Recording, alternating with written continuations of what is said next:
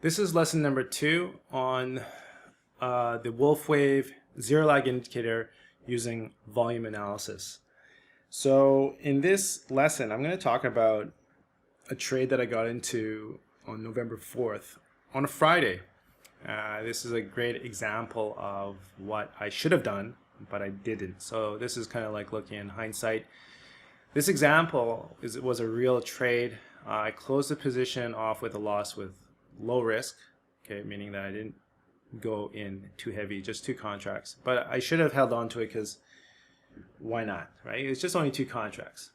And I'm going to talk about what I could have done better and what I should have been looking at and why I should have held on to the position using volume analysis. And this is going to be quite useful for those who are just learning how to use Wolfe waves. So in the previous lesson, on lesson 1, you probably set up the charts on with the Wolfe waves, right? You have a pack of wolves that are constantly monitoring each time frame that you've designated in each of those charts, and then one of the wolves identifies a setup. Okay, so you got like a setup where you can generate a setup where you can get into a position and generate some decent profits on the bearish side or the bullish side, whatever the wolf is telling you, right? So in this example here, Tesla going into an economic event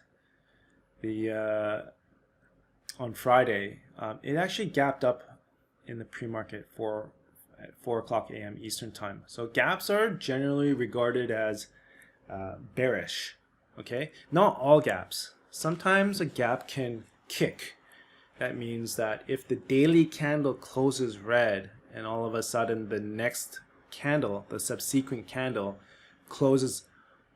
opens above that red candle, then that's considered a kicker. And a kicker generally moves in the opposite direction for the next 3 or 4 or 5 days. Whereas an intraday gap, kind of like what you see here, where you can see that gap is open around 214, these are bearish because they get filled, okay, and they're probably done on purpose where they get people to chase the price. So you probably hear that people chase price at the open, and you can chase, but you have to pick your battles. Usually if you're chasing, you want to chase on a kicker rather than an intraday gap. The intraday gaps are very bearish, especially in a bearish market like we're in right now. So at around 8:30 a.m. you can see there was an attempt to fill the gap. If this gap filled in the pre-market, then that would be more bullish, right? But it didn't. It still left it open, the 214 gap, and then actually price started to accelerate into the open, obviously creating that FOMO, making people chase the price action on Tesla, and then immediately it sold off. And you can see that the histogram that's represented in this red vertical bar represents some sort of selling activity, which could be either characterized as profit taking or positions, sell short positions, who knows? Okay, we don't know. There's not too much detail other than it being red and very large. As price started to move lower, then it started to bounce, and actually I took the Wolfe wave entry, a bearish Wolfe wave entry, which I'm going to show in the replay, was signaled here. So as it started to bounce, it was moving toward the previous the intraday high, and that obviously represents a double top. And I closed the position right here at 221, and then start to roll over. You can see that a reversal combo candlestick pattern formed here, where 2 equal-sized candlesticks were being displayed here at around 1050 and 1040, and then the volume started to accelerate throughout the day.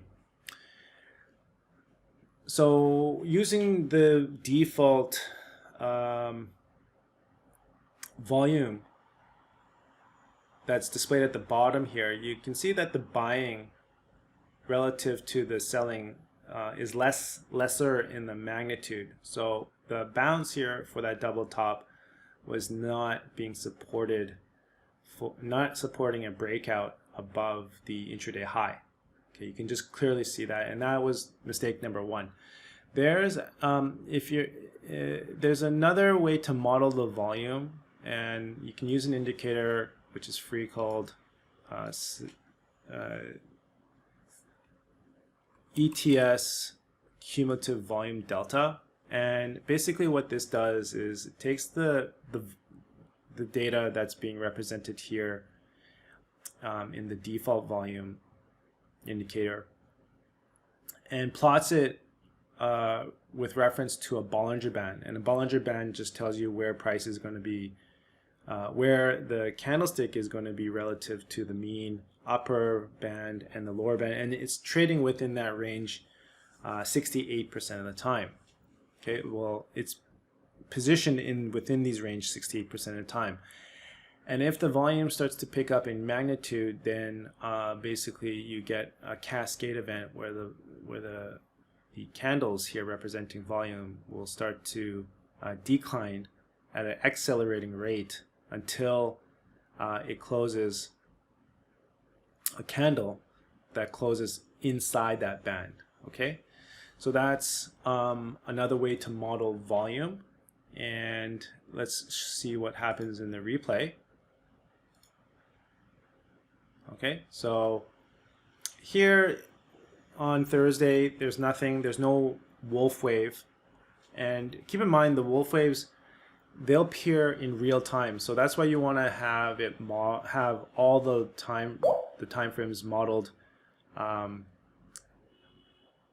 your chart so that you can have those wolves looking for that setup. And let's play it. Okay, so you can see the gap, and then all of a sudden you get the Wolfe wave that comes in there, right? So the Wolfe wave identified the fifth wave at the intraday high, and then it provided an entry, and that's where I took the entry. And then you can see that the cumulative delta, which is at the bottom here again representing the volume, was moving in the opposite direction higher. However, you can see that the previous volume at the open was much larger than the buying, right? So this was a bounce. If we keep on moving forward, marching forward, you can see that the volume of the cumulative delta moved up to the mean of the Bollinger Band and was not able to break out. So a breakout would look like this, where the Bollinger Bands would contract and then you get expansion. Whereas in this case, you don't get the Bollinger Bands contracting. It was already contracting at the open and then moving in the south direction, and then you got this bounce which squeezed the shorts, or squeezed me out, as it was moving toward the intraday high. So I should have held on to that, at least acknowledging that the volume was not supporting the bounce. And then with the volume moving under the mean of the Bollinger Band, the gradient at which the volume selling pressure was increasing at a substantial amount, that it pushed it to the lower band outside of that, to the point where it cascaded even lower, pushing price all the way down to 203. Now the Wolfe wave target price is showing at 214, okay, and that was the target where you would look to close or manage a certain amount of profit. So let's say you took the entry here and then it bounced and you're still holding on to position, and then you got to the profit target. So you'd probably be up some sort of amount of profit, and you could decide to close the position there depending on the amount of risk you've taken, right? But then when you look at the volume of the on the cumulative delta, you can actually see that it never really closed inside the lower band, meaning that the volume could continue to cascade even further and possibly move down to 200, which would be a psychological target. The general rule is if it moves down and then closes, and then the subsequent candle closes inside that Bollinger Band, that would indicate the a point where the buyers and sellers have met in a pricing agreement on that at that specific time, and that would create a point of control if you're familiar with volume profile. So here's the session. I can probably plot the session here, and you can see that at the top here, that's where a point of control was formed, and then the second point of control was formed at 220, another one was formed at 210, and the last one was formed at 204. You can see that the gap was, which is at around 204, that's, where is it, 214, that's represented with this vertical, vertical portion of the volume profile. So let's replay this again. And let's play it not so fast, like 3 times. Okay, so then you can see the gap, right? And that's when the market opens and the volume profile starts to develop and form that point of control there. So the point of control just simply is basically where price has been trading back and forth between at a price where buyers and sellers are exchanging back and forth. And it'll be represented clearly by this red line, and that would be the highest peak of the volume profile, which is represented on the vertical axis. Okay, so there's the attempt to fill the gap, and then all of a sudden it didn't. So you can see that the wick here reached 215, but the gap is still open at around 214.40. And then the Wolfe wave appears at the open, okay, and then the entry was there, and that's where I took the entry at the point of control. The volume start to pick up, and then you can see that the volume here start to pick up in a very bullish way, but the Bollinger Bands have already expanded, meaning that was a dead cat bounce. Gap was still left open at 214.4, right? Because this wick did not fill the gap, and you got a double top that is looking to break out, but the volume here is not showing support for that. So let's move forward. And then at that point right here, you can see that the volume selling pressure came back in, pushing the price back to the point of control, and then it formed a new point of control. Let's see. I don't know if you can see that again. Okay, so the point of control at which the price broke at was at 218. If I move back a little bit, let's go here. You can see that the point of control was at 216. Okay, it's dynamic in nature. The point of control is 216. Oh, sorry, it's at 218. That was 216 from the previous day. It still keeps changing dynamically, right? And then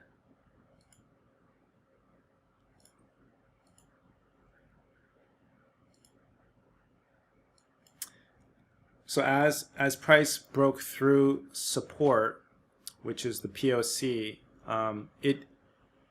the price and the volume cascaded in a significant way, such that the momentum was generated to push through and fill that 214 gap, and then formed a point of control here at 210. I don't know if we can see if we can see that point of control develop again at 210. So there's 218. That's the point of control at 218. Okay, so there's the point of control at which it broke through at 218, and the volume and price started to move substantially down to another. It's going to move to another point of control, right? That's basically point of control is basically where the buyers and sellers are trading exchanging back and forth. The volume, where the most volume is located.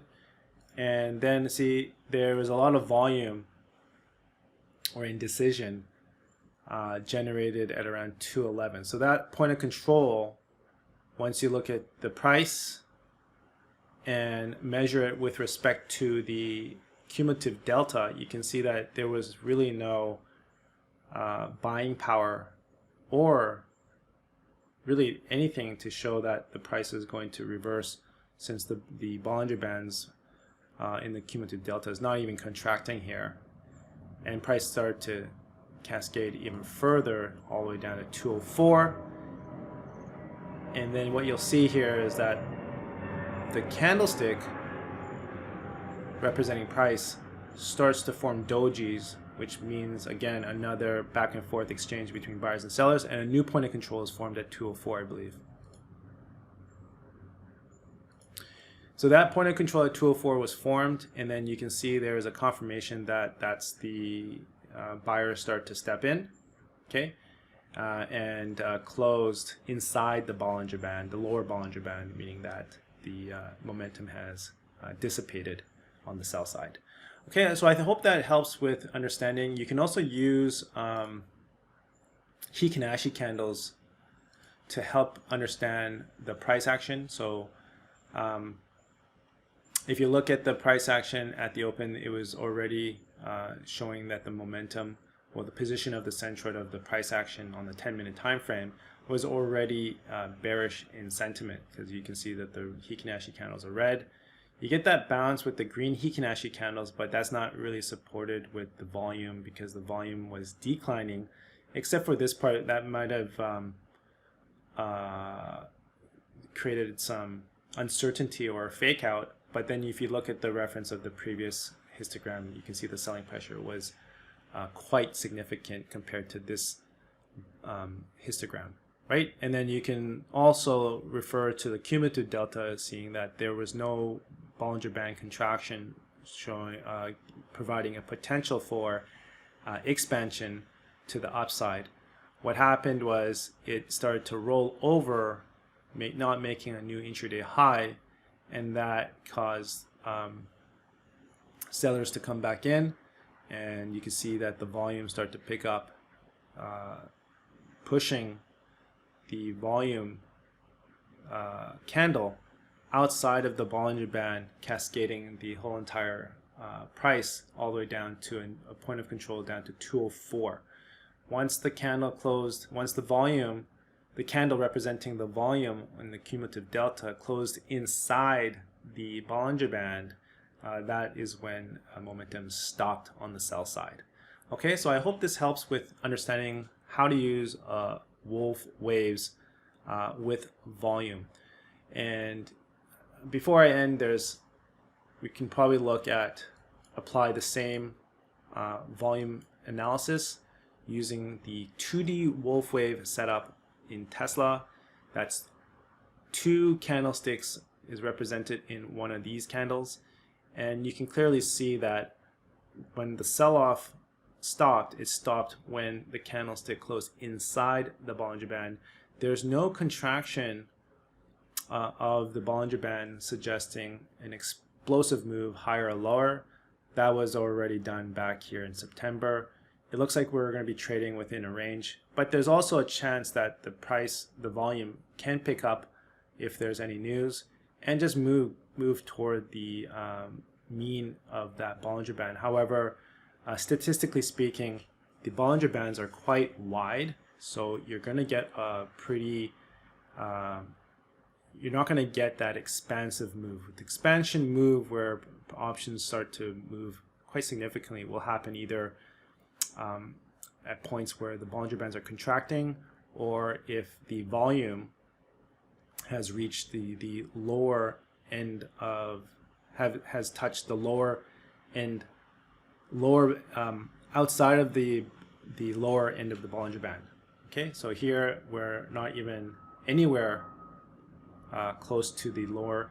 It looks like maybe we could see more upside to the mean, so for a mean reversion, However, it's hard to take that trade unless volume supports that. So right now you can see that the selling pressure for the last 2 days on Thursday and Friday was actually not that much relative to the previous histograms, right? So there could be a reversal going into Monday and Tuesday. You would need to see some confirmation on the lower time frames, but if you there's no I don't think there's any. If you take a look at the lower time frames, there's no bullish Wolfe wave setup at the moment. So I would sit on the sidelines until something appears. Okay, I hope this helps with your understanding of using Wolfe waves. There's going to be more lessons coming up, lesson 3, 4, 5. Thank you very much.